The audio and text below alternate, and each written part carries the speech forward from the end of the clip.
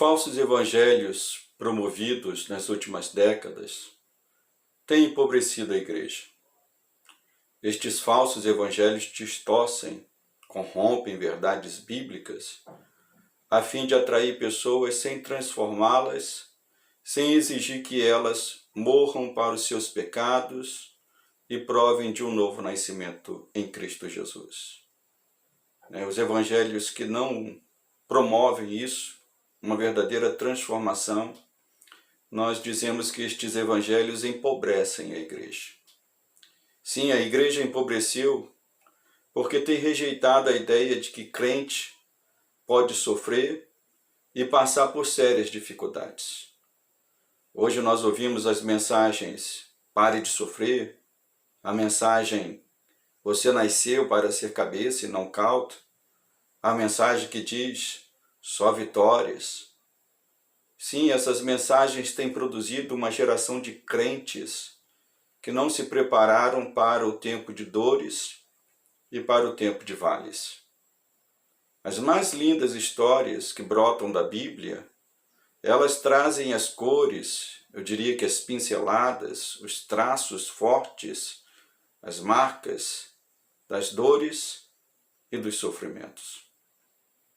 Nós podemos nos lembrar da história de Moisés, quantos desertos ele passou, quantos perigos ele enfrentou, quantos duelos ele travou com Faraó, com o próprio povo de Israel que muitas vezes se voltou contra ele, duelos que ele enfrentou consigo mesmo.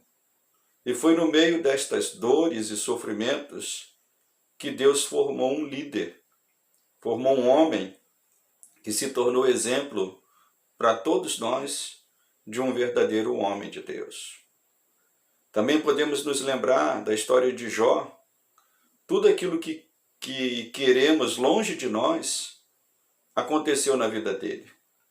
Ele perdeu família, ele perdeu bens, ele perdeu saúde e ainda teve que ouvir acusações sem fim de pessoas que se aproximaram dele e desconfiaram, e colocaram em dúvida a sua fidelidade para com Deus. Mas foi no meio de tudo isso que Jó demonstrou que servir a Deus não pode estar condicionado aos bons momentos da nossa vida. Ele foi a prova de ser de um homem que foi fiel no meio de dores intensas e sofrimentos profundos. Mas acima de qualquer história bíblica, nós temos o exemplo do próprio Deus, que quando veio a este mundo, não escolheu uma vida isenta de dores e sofrimentos.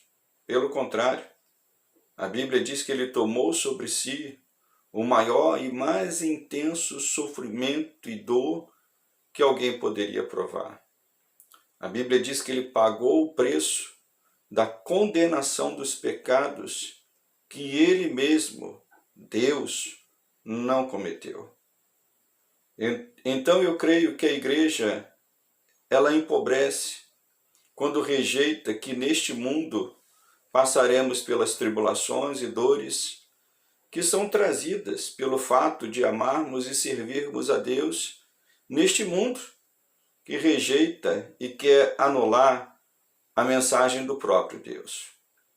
Nós podemos afirmar que a riqueza da igreja está no bom testemunho, na fidelidade que muitos cristãos deram ao longo da era cristã, vamos assim dizer. Podemos citar o testemunho de Estevão, que a Bíblia relata, que mesmo sendo apedrejado, não negou a sua fé e viu a glória de Deus. Podemos citar o testemunho de Policarpo, bispo do primeiro século, que foi queimado vivo, mas seguiu confessando que Jesus Cristo era o seu Senhor. E o testemunho de tantos anônimos, como você, eu, que no nosso dia a dia, pela graça de Deus, lutamos e nos esforçamos para viver, como diz a palavra, de modo digno do Evangelho de Cristo Jesus. Então Deus, meu irmão, te chama a enriquecer a igreja com o seu testemunho de fé, de firmeza, de amor por Cristo Jesus. Não fuja das tuas lutas, das tuas dores, mas atravesse estes vales honrando e glorificando a Deus em todo o tempo.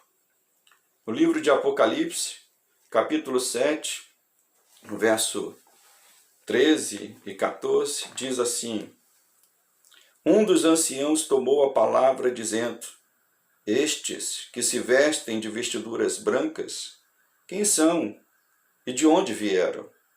Respondi-lhe: Meu Senhor, tu o sabes. Ele então me disse: São estes os que vêm da grande tribulação.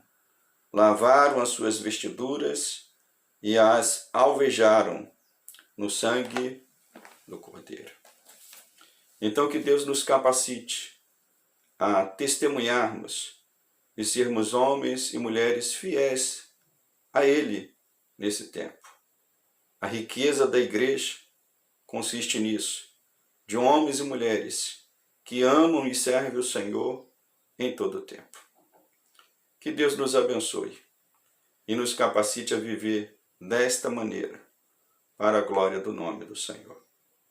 Um grande abraço. Até o próximo vídeo.